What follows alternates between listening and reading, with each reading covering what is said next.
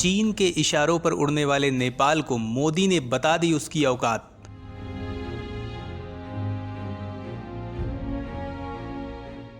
भारत ने फेंकी ऐसी गुगली कि नेपाल हो गया चारों खाने चित्त।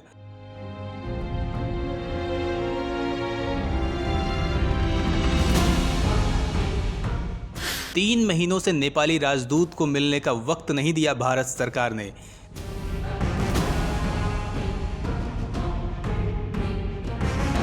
दोस्तों, लंबे समय से भारत और चीन के बीच चल रहे सीमा विवाद के बीच चीन लगातार भारत को घेरने में लगा हुआ है। उसने भारत के सारे छोटे बड़े पड़ोसियों को अपनी मुट्ठी में करने की साजिश रची है। जो भी देश चीन के जाल में फंस गया वो आज बर्बाद हो चुका है। चीन की खासियत है कि वो छोटे देशों के नेताओं को कर्ज का लालच देकर अपने जाल में फंसाता है। जब वो देश चीन के कर्ज में डूब जाता है तो फिर चीन उस देश की ज़मीन से लेकर अर्थव्यवस्था में कब्जा कर लेता है और आखिरकार वो देश बर्बाद हो जाता है। भारत के पड़ोसी देश श्रीलंका और पाकिस्तान आज पूरी तरह बर्बाद हो चुके हैं। चीन के बहकावे में आकर श्रीलंका लगातार भारत को अवॉइड कर रहा था, लेकिन आखिरकार मुसीबत के वक्त भारत ने ही श्रीलंका की मदद की। भारत ने श्रीलंका के लिए अपना गेहूं निर्यात तक रोक दिया था। श्रीलंका की जनता अपने देश के नेताओं से इस कदर नाराज है कि वो उनके जान के पीछे पड़ी हुई है। अब श्रीलंका में चुनाव कराए जा रहे हैं।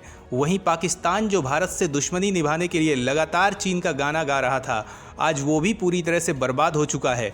पाकिस्तान के हालात ये हैं कि वो वही करने को मजबूर है जो चीन उससे करवाना चाहता है। लेकिन पाकिस्तान को तो भारत से भी मदद नहीं मिल सकती है, क्योंकि उसने हमेशा भारत की पीठ में खंजर भोंकने का काम किया है। इसीलिए मोदी ने पाकिस्तान को दुनिया भर में अलग थलग करने की कसम खाई है और यही वजह है कि पाकिस्तान को FATF ने ग्रे लिस्ट में डाल के रखा है।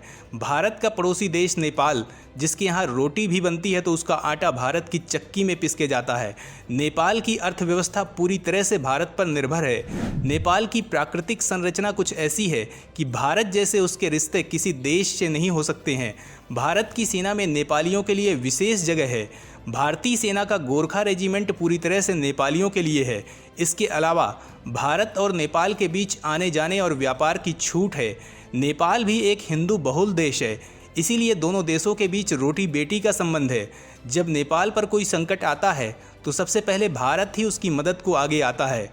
लेकिन इस सब के बावजूद चीन के चंद सिक्कों के लालच में नेपाल के कुछ गद्दार नेता भारत के खिलाफ बयानबाजी कर रहे थे। भारत के एहसानों को भुलाकर वो चीन के इशारों पर नाच रहे थे। भारत ने अपना बड़प्पन दिखाते हुए नेपाल के विरुद्ध कोई खास एक्शन नहीं लिया, लेकिन नेपाल के नेताओं को मजा चखाने का मन जरूर बना लिया है और इसीलिए उसने कुछ ऐसा किया है कि नेपाल की अक्ल ठिकाने आ गई है। नेपाल की गुस्ताखी के खिलाफ भारत ने ले लिया एक्शन। दोस्तों, नेपाल ने भारत में अपना नया राजदूत नियुक्त किया है, जो लगातार भारत सरकार के मंत्रियों और जरूरी लोगों से मिलने के लिए अपॉइंटमेंट मांग रहा है।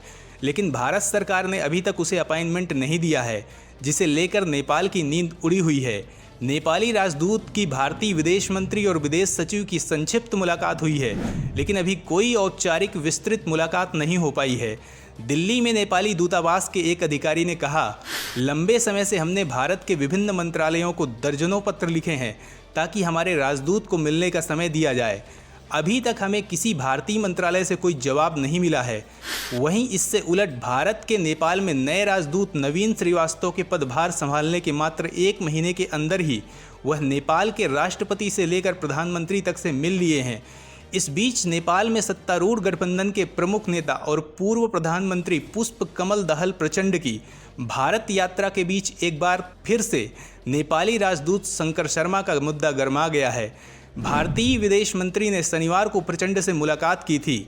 यही नहीं, भारतीय विदेश मंत्री BJP अध्यक्ष JP नड्डा और प्रचंड के बीच मुलाकात के दौरान भी मौजूद थे। नेपाल के विदेशी मामलों के विशेषज्ञों का कहना है कि भारतीय नेतृत्व नेपाल के साथ राजनयिक चैनल को अनदेखा कर रहा है, क्योंकि वह सीधे तौर पर राजनीतिक नेतृत्व डील कर रहा है। वहीं कुछ विशेषज्ञों का कहना है कि इस राजनयिक असफलता के लिए नेपाली नेतृत्व ही जिम्मेदार है।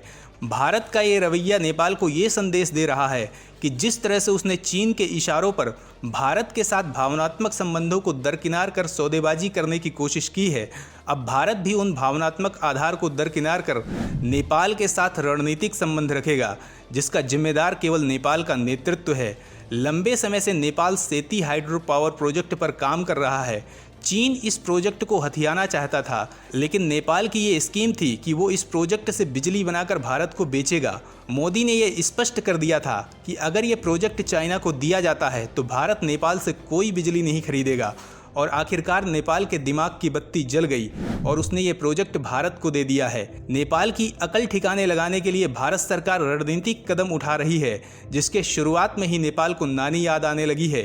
दोस्तों, भारत में नेपाल के पूर्व राजदूत नीलांबर आचार्य ने ये आरोप लगाया है कि भारत के इस रवैये से यह स्पष्ट रूप से संकेत मिलता है कि हमारा पड़ोसी देश राजनयिक माध्यमों से संपर्क बनाने के प्रति अनिच्छुक है। उन्होंने कहा, यह स्पष्ट है कि हमारे राजदूत से मुलाकात भारत सरकार की प्राथमिकता सूची में नहीं है। रिपोर्ट में इस पर भी सवाल उठाए गए हैं कि विदेश मंत्री ने प्रचंड को भरपूर समय दिया, लेकिन नेपाली राजदूत को समय नहीं दे रहे हैं। नीलांबर कहते हैं कि मैं भारत को जिम्मेदार नहीं ठहराने जा रहा हूं। हमें खुद ही अपने अंदर झांकना होगा कि क्या हमारी सरकार ने अपने राजनयिक मिशनों को वह महत्व दिया है जिसके लिए वह जिम्मेदार है। उन्होंने कहा कि नेपाल को भारतीय कदमों का परीक्षण करना चाहिए। अगर हमने भारत के राजदूत को मिलने का समय नहीं दिया होता तो यह भारत पर दबाव डालता। 3 महीने बीत जाने के बाद भी भारत की तरफ से नए राजदूत को ठंडी प्रतिक्रिया दी गई है। वहीं नेपाल में राजनीति विज्ञान के प्रोफेसर विजयकांत कर्ण का कहना है कि इसे बहुत ज़्यादा गंभीरता से लेने की ज़रूरत नहीं है। भारत जैसी बड़ी शक्तियां और नेपाल जैसे छोटे देश के बीच बहुत अंतर है और दोनों में कोई तुलना ही नहीं है। तो दोस्तों, आखिरकार सच सामने आ ही जाता है।